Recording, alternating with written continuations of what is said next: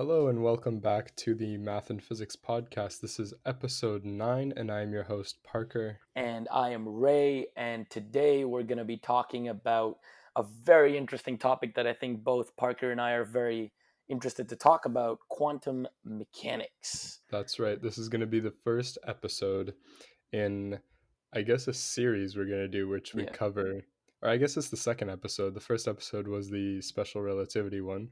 We're going to cover topics that we learnt about in class. hmm But obviously, should be noted that a lot of these topics that we're going to be talking about today were not necessarily discussed in our class. There are like a lot of them are just research findings and stuff like that we're going to be talking about. So it's not only like from our class, but a lot of it has been originated from there. So, yeah. So I think we can just start up. All right. So the first thing we looked at in class when we started the quantum mechanics unit was a couple experiments to show why quantum mechanics is a little bit weird. So the hmm first one, obviously, we've seen this before in high school, but the double slit experiment, very famous experiment where you see light diffract and interact with itself, and it creates like this wave pattern on the board where you project it on. Yep. So the double slit experiment is actually a very key experiment into really diving into what the difference is between classical and quantum physics. So I know Parker kind of just gave an introduction to it, but first I just want to talk a little bit about the fact that classical physics is a lot more logical and intuitive than quantum physics. So there are a lot of things that we're going to be talking about today that probably make zero sense because they can't really be logically thought of. But that's why quantum physics is so cool, right? Because you can't have a logical explanation for it, but it's still something that happens. And that's just what we're talking about. So in the double slit experiment, there are, as the experiment says, there are two slits, and there is a beam of light that is cast through those two slits. Now, the logical answer will tell us that light, being a particle, will simply show two straight lines, right? Because there are two slits, and therefore the particles will pass through each slit and create lines. However, the reality of the situation is something known as wave particle duality, which is where a particle can act or behave as a mathematical wave.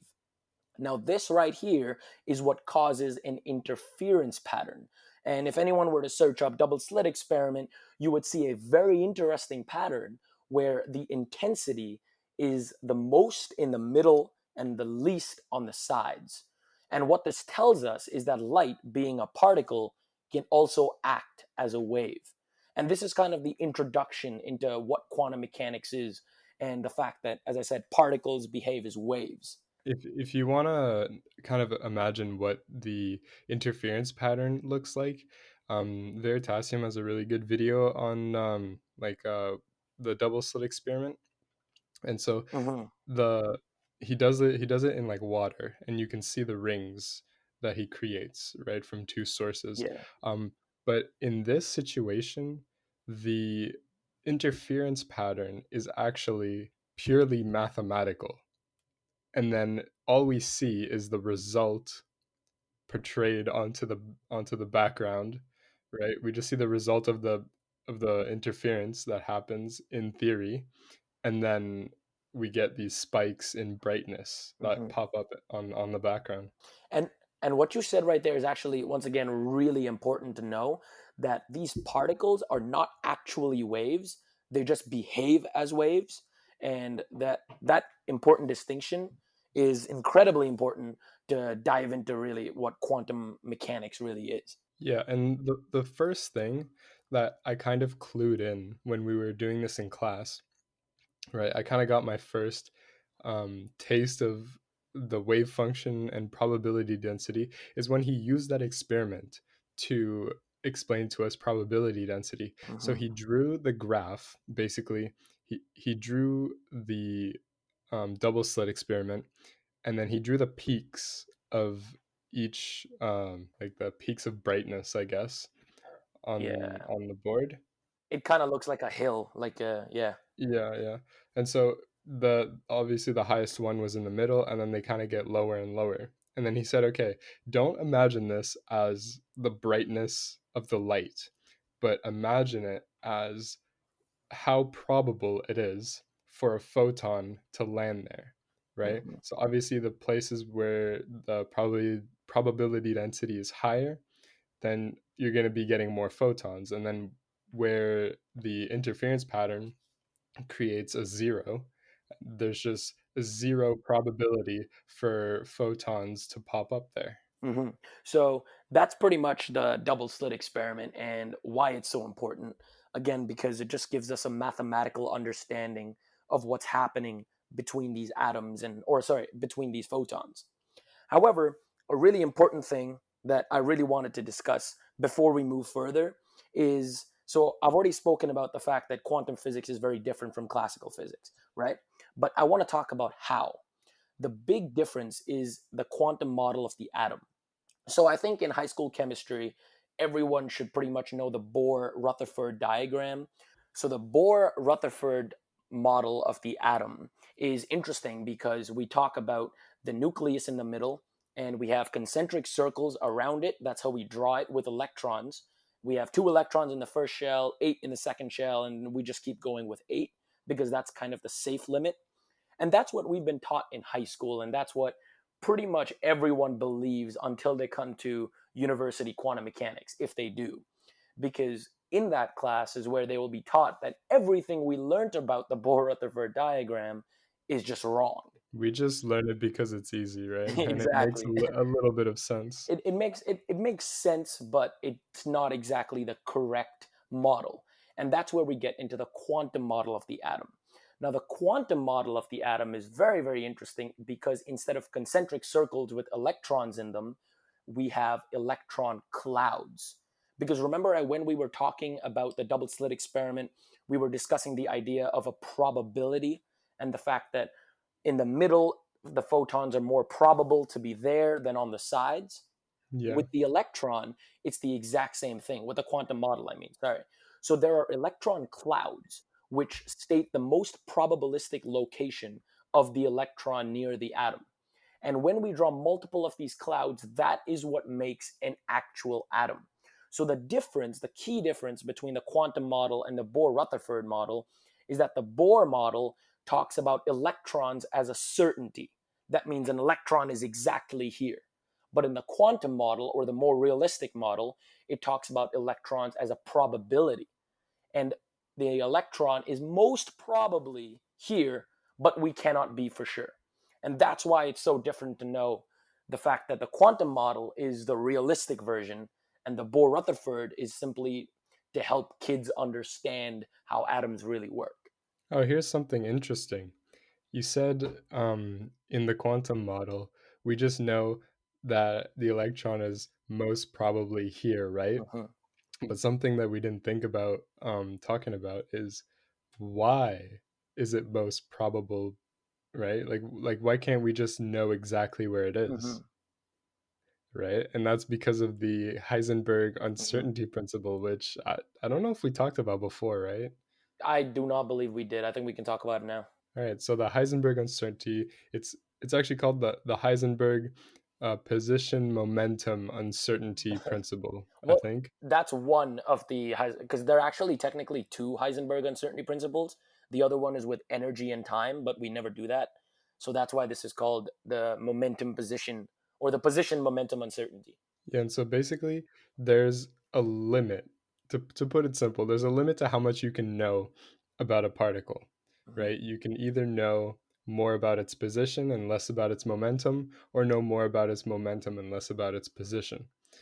Um, yeah, so when we're talking about electron clouds, it's basically because we can never really know exactly where the electron is going to be. Because in that case, if we know exactly where the electron is, then we have no idea where it is. And so we can't say that, okay, or sorry, Yeah, I think you just I messed you up kind of, there. yeah.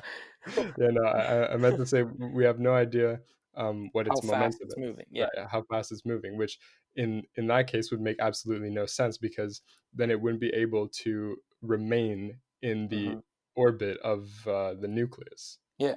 So, and the reason it won't is because, so pretty much what this is saying is, as the uncertainty in the position, or the uncertainty in the position is inversely proportional to the uncertainty in the momentum. That's pretty much what the uncertainty principle says, which means the more certain we are about a particle's position, the less certain we are about its momentum, and the other way around as well. The more certain we are about its momentum, the less certain we are about its position. Now, an electron and an atom must have a certain velocity or a certain speed to be kept within the atom. Because if this electron is given too much energy and moves way too fast, then it'll just escape the atom, right? And therefore, there is a limit to how much speed this electron can have. Now, because we are aware of this limit, that makes us unaware of where the electron actually is. And that's exactly why we are never 100% certain about where an electron is in an atom. However, the more electrons we keep dumping on an atom, for example, if we talk about, an atom with a lot of electrons, like Uranium. uranium 238, for example, right? If it has so many electrons, we will be a lot more certain about where the bulk of the electrons are, because the more the electrons are put in, the higher the probability, and therefore we can physically see or observe where these electrons will be. So it's mainly just like a combination of the law of large numbers and quantum mechanics, which kind of what makes these atoms so different from what we're used to in classical physics. You know what's a really interesting fact that I heard? If you have an atom, okay, and the nucleus is the size of like a marble, I'm pretty sure um, this is how it goes. So if you have the nucleus the size of an atom, the nearest electron is going to be in in like the stands of a football field, Yeah, it's something crazy like that. I don't exactly know this exact analogy, but yeah, something like that. which is absolutely crazy. Because also an interesting fact in real life, atoms are 95%, 90 or 95% just No, way nothing. more than that. What do Way you mean? more than that. It's like 99.99, bro. No, no, absolutely not. It's Yes, like 95. yes. Listen, okay. It's not I 95, bro. wait, You 95% empty space. That's what I'm saying. No, it's like 99.9, I promise. Okay, we're gonna take a quick technical break. So, unfortunately, I have just found out that I was incorrect and Parker was correct. And atoms are indeed approximately like 99.99999% empty space, which once again is a very interesting fact, and therefore kind of also gives us a logical understanding for why electrons are so far away from the nucleus. Also, an interesting thing about these atoms is that the reason they're so pretty much empty is because these electrons in these shells are moving so fast, right? And because they're moving so fast, just like in orbit around the Earth, the faster they move, the farther they are away from the nucleus. And therefore, a majority of these electrons, the bulk of them, are extremely far away from the nucleus for the main reason that they're moving so ridiculously fast. Right, and something that everyone has to understand is that the faster you move, the more energy you have, Mm-hmm. right? And Yeah. um, that's why, like, when we talk about angular momentum within the atom, um, the faster you're going, the farther away you have to be from the nucleus. Yeah, and that's actually also how the photoelectric effect works, right? So when a photon, or I'm just going to give a quick introduction. Photoelectric effect is a photon hitting a metal with a certain energy level, I guess you can say. It hits a metal, and what happens when it hits an atom is an electron is given off. So how does that work? Well, that works in the exact same way that we were just telling you how speed relates to energy. So when a photon hits an atom, it is hitting it with a lot of energy. So what it does is when it interacts with an electron in this atom, it gives the atom additional energy, which therefore allows this electron to speed up even more and therefore escape the pull of the atom. And that is how an electron is released. And that's also how the photoelectric effect can be tied into quantum mechanics. Right. And there's also like it depends on what the difference in electric potential energy Hmm. is between the two nodes. Like sometimes, if the difference in potential is not great enough, then the electron will eject itself from the metal, but it'll just turn around and come back Hmm. because the difference in potential is not great enough, and it's just being attracted back by the electric force of the plate it just left, and then right enters back into Hmm. the conductor. And also, this is how solar panels and solar cells work using the photoelectric effect. Interesting fact as well, Einstein got the Nobel Prize for the photoelectric effect, I believe, in 1930. And another interesting fact, he did not believe in quantum mechanics whatsoever. He was actually an advocate against quantum mechanics because he did not believe any of the crazy theories about quantum mechanics that we're going to be talking about in this podcast. And some of them are extremely extreme and defy some of the laws that he actually made up. And You that's just said one of the extremely extreme. it's that extreme. That's what I'm trying to say. It's so extreme that it's extremely extreme. And we're so going to be so talking about some of that. so let's talk about the first one, right? Okay. Quantum tunneling. Let's talk about What is quantum tunneling? Okay, so basically, we talked about briefly earlier how particles have a probability density that that. can be written as a wave equation. Okay, and it just tells you how probable it is for a particle to appear in a certain location, right? So if you have, let's say, a potential barrier. Okay, so a potential barrier is when your wave function encounters a change in potential energy, where it usually we talk about the barrier is Hmm. upwards, Well, right? to be honest, we don't really have to get into potential barriers because tunneling can even be explained with just think about like an electron on one side of a wall kind of explanation, you know? We don't really have to go with the potential barriers because that's kind of getting into another topic, which we have a lot more episodes to talk about. But right now, Okay. I think we can just think of instead of a potential barrier, we can just. I think this is the perfect example. I saw it on a YouTube video. Think of an electron like a person inside a jail cell. Now, the interesting thing about quantum tunneling, or the fact that electrons have a probability instead of a certainty, is that there is a very small chance, a small probability that the electron can be present outside of the jail cell. So 1 minute, one moment, it's inside the jail cell. It can be very much possible that the next second it appears right outside. And that's quantum tunneling. When and once again, we the potential barrier explanation is a much better explanation, but it requires a lot more details to really go forward. And I think the jail cell is like perfect because we can also give this analogy. If let's say we are locked up in a cell, there is, even though almost impossible, a very, very microscopic chance that we tunnel through the cell. Obviously, Right. pretty much impossible because If every single particle in our body decides to tunnel through it. exactly, that has to happen. Every single particle out of the trillions and trillions of particles inside our body, all of them have to tunnel at the same time, which is obviously not true, which will never be really possible, but there is still a very small chance of that happening. And that's pretty much quantum tunneling and why it's so cool. Also, a really interesting thing that I do want to add is quantum tunneling when we talk about technology, right? So recently, um, the way transistors are made in our phones and laptops are that they're made very, very, very closely together. That means recently we have discovered a 5 nanometer process. That means these transistors will only be 5 nanometers apart. The problem with getting it closer, like 3 nanometers or 2 nanometers, is tunneling. Because the entire point of a transistor is to stop or allow the flow of electrons.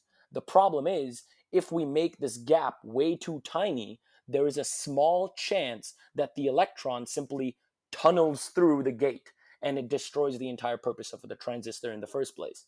And I know this is not really what we talk about in this podcast, but I thought it's a pretty cool thing to talk about how quantum mechanics also changes our day-to-day lives when it talks about electricity and how we work with our phones and stuff like that. Because with our Right. brand new phones, we have 7 and 5 nanometer processes, which will now soon be coming to even less, which Yeah. will be a problem with quantum mechanics. And also, our friend Matt, who is a biochemist, told us briefly how quantum mechanics is right. Like they discovered something in in your nose, basically, that allows you to smell. That has something to do with quantum tunneling. It's kind of like the particles like enter your system somehow. They don't know how, and they think they just tunnel through a part of your nose, and that allows like Wow. your receptors to be able to smell things. I'm So not gonna yeah. lie, I have never heard of this theory before, but it sounds really cool. Yeah, It I mean does. that's It does. what Matt told me. I don't know, I believe him. He's going into third year, so I don't know, he seems pretty wise, I guess. Yeah. Okay, so now I think we can talk about one of my favorite quantum mechanical processes ever, known as quantum entanglement, or as Einstein or Albert Einstein called it, spooky action at a distance. So, quantum entanglement was actually one of the biggest debates, or part of one of the biggest debates in the science community, because, and this was pretty much the debate where they were talking about is quantum mechanics and all of these probabilities, like, is that even real, or is that just our brain trying to make sense of all these weird things? And the Mhm. fact is, it is real. And quantum entanglement is one of the weirdest, absolutely weirdest processes or phenomenon in And quantum mechanics. yeah, one of the reasons why it's so weird, and I found this oh shit, my computer Did it again. die? I It can still just went hear to you though. it just went to sleep. Okay, it's good. Okay. And so one of the reasons why quantum entanglement is so weird is because it can actually break the speed of light. It can break the universal speed Speed limit, limit. Yeah. right? Quantum entanglement is a very specific phenomenon because even though it seems as if it breaks the speed of light, it doesn't actually break any laws. Because in Albert Einstein's postulates, one of the laws wasn't that nothing can travel faster than the speed of light. That is not what he said. He said no information can travel faster than the speed of light. Now, quantum entanglement, which I will explain in just a few seconds, doesn't actually transfer information. So, what does it transfer? Or how does it work? So, quantum entanglement is actually a very easy process where you simply collide two particles, which makes them entangled or entangled with each other. Obviously, they have to have specific properties that I'm not going to dive into, but if any, for example, two protons are sent together, you can entangle them. Now, what's so important or what's so interesting about this entanglement? Oh, before you go ahead, I think we should explain that um, when two particles are entangled, basically it doesn't matter where they are in the Mhm. universe. If you know information about one of them, you automatically know information about the second one. And so that's why it can break the speed of light, right? Because the speed of light is 300,000 meters or 300 million meters Meters per per second. second. And so if we have, let's say, two particles 300 million meters away, and you want to know something about the particle that is very far away. If you look at the first particle, you know exactly what you want to know about the second particle, and it was instant. It took less than a second, and therefore the Mhm. information traveled faster than the speed of light. No, no, So but that's no. kind of Okay, again. No, no, no, no, no. Because the entire point of this is that it doesn't break Einstein's special relativity laws. It's I so know. inform. I was just explaining like what it kind of is. Yeah, yeah, but I'm just trying to correct you in the part where you said information travels faster because it doesn't. Because what they do and how the entanglement works. Because see, scientists are smart. They still manage to transfer information without actually transferring information. And I'm going to tell you what that means in a second. So why is quantum entanglement really cool? So this is why it's really cool. Let's say, okay, maybe we have to explain the spin of particles first. I believe in a previous episode we've already talked about spins of particles and how this universal spin has to be equal. That means if two particles are entangled with each other and one particle is spin up, it must be that the other particle is spin down. That is the only way to conserve angular momentum in the universe, because spin is a part of angular momentum. So, if one is spin up, the other must be spin down. And this is exactly how they transfer information. I'm going to tell you right now. What they do is very, very interesting. So, let's say I have particle A and particle B. Particle A is spin up, particle B is spin down, and they are entangled with each other. I take particle A and I throw it to the other side of the universe. Now it's all the way on the other side of the universe, right? I have particle B right with me. Remember, particle B is spin down. What I do in a lab is I change the spin of particle B from spin down to spin up. Oh, whoa, what just happened? Does that mean there's an imbalance of spin? No, because the laws of the universe must be conserved. So particle A, that is billions and billions of light years away, automatically at that exact same instant will switch to spin down, just as particle B switches to spin up. So, technically, as I said, no information was transmitted at all. So, that change in spin will make sense to another person, but once again, no information has traveled. And realistically, this has already been taken place. So China actually, I think it was 1 or 2, maybe 3 years ago, they did an experiment where they entangled photons. They entangled these photons, sent them up to a space station, and shot them back down. So what the experiment was is they were trying to transfer information from two different places in China by sending a pair of entangled photons. Now, realistically, one would never be able to one will never be able to send information faster than the speed of light. Now, obviously, it is quite obvious that, once again, as I said, information doesn't travel faster than the speed of light.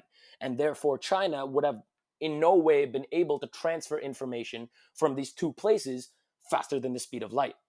However, because they entangled these photons and sent them up and then shot them back down to another place in China, they successfully completed one of the world's, or hopefully universe's, first real life experiments of quantum entanglement. And it was proven that the information, or the information deciphered from the change in spin, was received faster than the speed of light. And this is why quantum entanglement is so weird, because it doesn't really have a logical explanation whatsoever, but it's just a fact about the universe that we simply have to accept. Well, yeah.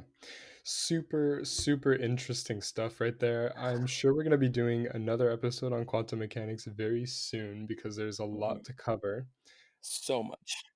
Yeah, until then, this has been episode 9 of the Math and Physics podcast. I'm your host, Parker. And I am Ray, and we will see you soon. See ya.